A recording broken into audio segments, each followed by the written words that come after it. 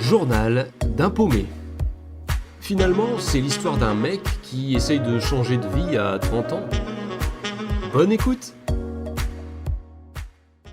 Eh bien, après 3 ans en Alsace, ça y est, me voilà de retour dans le Nord. Alors, ça n'a pas été une décision si facile que ça de rentrer, tout simplement parce qu'en passant 3 années en Alsace, j'ai eu le temps de me recréer finalement un cercle social, de prendre mes marques, de construire un peu quelque chose, puisque c'était la première fois où j'étais vraiment indépendant, etc.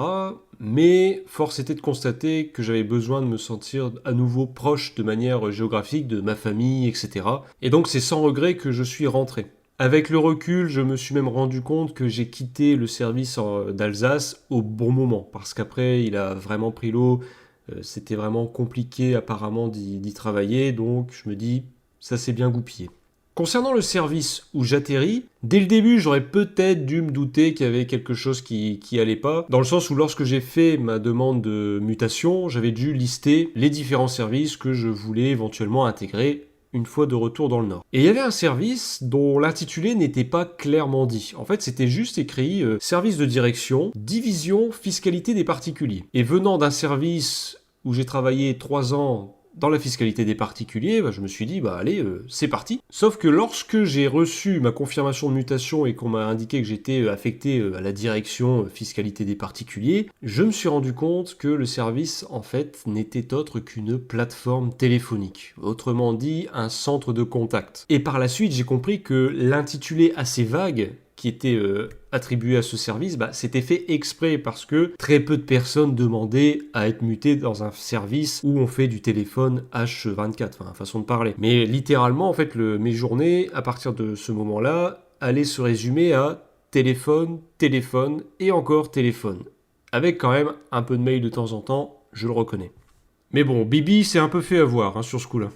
Donc quand j'arrive dans ce nouveau service, on m'indique d'abord que ça va être un service où je vais me sentir vraiment accueilli, où je vais vraiment vivre une très bonne ambiance, où les missions sont vraiment riches et variées parce qu'on doit vraiment être à la pointe de la connaissance au niveau de la fiscalité, parce qu'on répond à toutes sortes de questions, etc. Donc je me dis, ça va être un beau challenge. La réalité est tout autre. D'ailleurs, concernant la mission, ça a été le métier le plus abrutissant que j'ai fait, mais j'y reviendrai plus précisément dans l'épisode suivant. Concernant l'ambiance, je dois dire que c'était pas forcément ce qu'on m'avait vendu. En fait, le service se divise en 3 open space qui sont reliés par un couloir, et je me rends compte que oui, globalement, les collègues sont très sympathiques, etc., mais il y a quand même beaucoup d'histoires, beaucoup de personnes qui ne se parlent pas, qui s'ignorent. Bon, ça me regarde pas, mais on sent quand même une certaine tension parfois dans le service. Au-delà de ça, il y a aussi un petit groupe de collègues qui est très médisant en fait, et j'ai pu vite le constater puisque à peine je suis arrivé, ce sont des collègues qui m'ont approché en demandant plein de questions mais personnelles. Je n'étais là que depuis quelques jours, mais est-ce que j'étais en couple avec quelqu'un? Si c'est le cas, comment s'appelait la personne? Après, on m'a ajouté sur les réseaux sociaux, on a voulu m'ajouter sur les réseaux sociaux. J'ai trouvé ça vraiment très intrusif. Il y a même une situation très malsaine dans laquelle j'étais, c'est-à-dire que dans le service, il y avait un couple marié qui travaillait, sauf que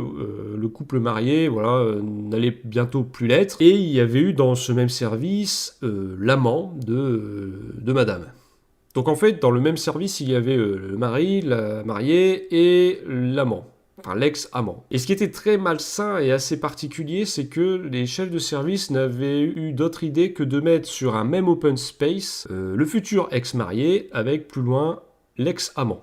Donc autant dire que c'était assez... j'avais vraiment de la peine pour le collègue, l'ex-mari, en fait, parce que je ne sais pas comment il faisait pour garder vraiment le calme qu'il avait. Enfin bref, voilà au niveau de l'ambiance. Vous voyez, c'est pas forcément très folichon sur le papier. C'est quand même différent de ce que je ressens une fois dans le service. Mais beaucoup de collègues quand même qui sont blagueurs, etc. Et moi, ça me va très bien parce que, à côté du téléphone, j'ai besoin de me détendre. Parce que oui, nous faisons du téléphone, du coup, dès le matin, jusqu'à l'après-midi. On doit faire, de mémoire, c'était quoi? C'était 5 heures de téléphone par jour, je crois, de mémoire, c'était ça. Et nous sommes surveillés par une application. Alors ça c'est nouveau pour moi puisque maintenant dans ce service je découvre une application où je dois indiquer tout ce que je fais en temps réel, c'est-à-dire que je me connecte, dès que je me mets au téléphone je l'indique à l'application et l'application va surveiller le nombre d'appels que je prends, le nombre d'appels à la fin de la journée, oui, la durée de mise en attente que je vais appliquer aux usagers et par exemple oui, dès qu'on est en pause, là j'ai 2 fois 20 minutes de pause dans la journée, et bien oui je dois l'indiquer et notamment on me dit que même quand je vais aux toilettes je dois l'indiquer et c'est pris sur mes 20 minutes de pause, etc. Donc autant dire que c'est la fin de la spontanéité des pauses. Dans mon ancien service, c'était des pauses un peu improvisées, où du coup tout le monde prenait le temps, etc. On discutait un peu, puis on se remettait au travail. Là, en fait,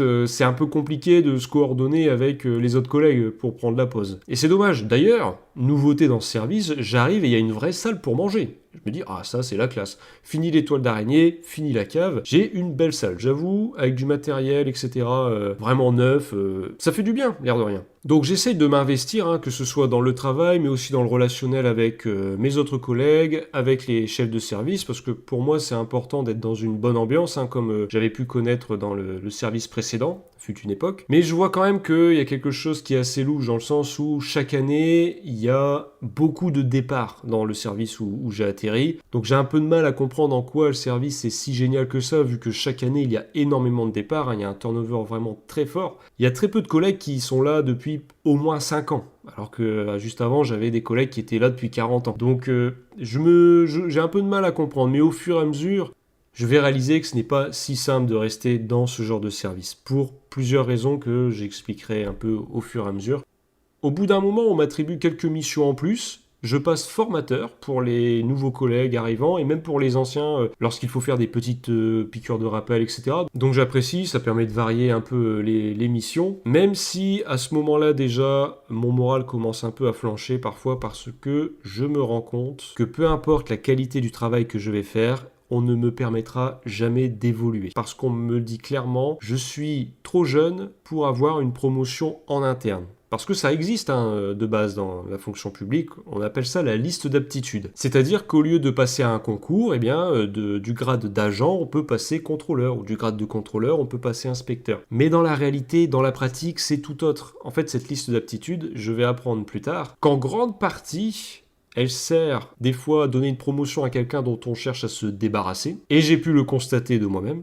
Et en plus, on réserve cette liste d'aptitudes à des collègues qui ont déjà un certain âge. On me dit clairement, non, vous êtes trop jeune, vous avez l'âge de passer des concours. Donc même si vous travaillez mieux qu'un collègue qui a 45 ans, c'est lui qui passera en priorité sur liste d'aptitudes par rapport à vous. Parce que, bah oui, vous avez l'âge de passer les concours. Sauf que passer un concours, ça veut dire être à nouveau muté dans toute la France. Ça veut dire devoir encore attendre un délai de 3 ans pour pouvoir rentrer, ou 1 an minimum si rapprochement. Donc c'est autant de choses qui font que oui, ce n'est pas facile de se motiver à vouloir évoluer. Et encore, c'est pas garanti au bout de 3 ans ou de 1 an de pouvoir rentrer. J'ai des collègues, ça fait des années, qui demandaient leur mute et ils ne l'avaient pas. D'ailleurs, l'année où je suis arrivé dans ce service, d'autres collègues venaient aussi d'avoir enfin la possibilité de rentrer dans le Nord, notamment des collègues qui étaient en région parisienne. Et même pour eux, c'était difficile de se dire que oui, on allait repasser un concours pour être à nouveau muté on ne sait où et rentrer dans un temps plus ou moins long. Malgré les collègues super sympas pour la plupart, j'entends quand même pas mal de conversations assez étranges qui se font dans le dos de certaines personnes, mais ça vient toujours des mêmes collègues. C'est vraiment une minorité, mais malheureusement, dans un panier de pommes, il suffit d'une pomme pourrie pour que le panier, au bout de quelques temps, soit pourri aussi. Et j'entends des conversations, mais vraiment moqueuses et indiscrètes, et des fois même dignes du collège, où ça va se moquer du physique, d'une manière de parler, ou même ça va être s'interroger sur les orientations sexuelles. Après ça, c'est pas propre à la fonction publique, je suis sûr que ce genre de conversations, on les retrouve dans le privé comme dans le public, etc. Mais je ne suis pas forcément à l'aise. En plus, je me rends compte qu'il y a une certaine manipulation qui se fait du côté des chefs de service. Un manque de franchise directe. Par exemple, quand je suis arrivé, on est venu me voir et finalement, on m'avait placé sur un open space et on m'a déplacé. Mais on me disait, faut voir ça comme une marque de confiance par rapport à ton expérience, etc. Et je sentais que c'était pas vraiment la raison. Et après, c'est pas grave, je veux dire, oui, il faut me changer d'open space, je suis le dernier arrivé, c'est normal, on va pas bouger des anciens collègues, c'est normal, mais je sentais déjà un grand manque d'attitude franche, en fait. Beaucoup de choses ne se disent pas en face et vont se dire, même par l'équipe de chef de service, dans le dos des intéressés. Ce qui est dommage en fait. On passe toujours par une tierce personne pour te dire les choses, on ne va pas te les dire en face. Mais globalement, à ce moment-là, je trouve que les chefs de service qu'on a sont impliqués, etc. Au fur et à mesure que je serai dans le service, ça va peut-être, voilà, cette image va quand même un peu varier, mais ça reste des positions particulières, hein, être chef de service, il y a des choix à faire, et quand il y a une certaine envie de carrière, quand il y a un certain carriérisme qui s'installe, eh bien oui, dans ces cas-là, la personne, si elle préfère privilégier sa carrière à son service, le service va le sentir tout de suite. Bref. Et alors que j'allais commencer cette nouvelle mission dans ce service, hein, donc c'était parti pour le téléphone, où de base je devais répondre à des questions fiscalité des particuliers, hein, j'avais même eu 1 mois de formation en arrivant, c'est-à-dire que les 3 ans que j'avais faites n'ont pas été pris en compte, hein, malgré la marque de confiance qu'on m'avait donnée. J'ai dû refaire 1 mois de formation, c'est déjà bien, où j'ai revu le b.a.-ba de la fiscalité des particuliers. Bon, je me dis, allez, ça fait une piqûre de rappel, et puis bon, voilà, c'est toujours ça, entre guillemets. Mais au moment où ça se finit enfin, et où je vais pouvoir commencer à travailler, il se passe un certain événement. C'était encore le Covid à ce moment-là, beaucoup d'entreprises étaient fermées, et il va y avoir ce qu'on appelle le fonds de solidarité. Et je vous préviens, c'est pas glorieux. Journal d'un paumé, raconté par le paumé en question.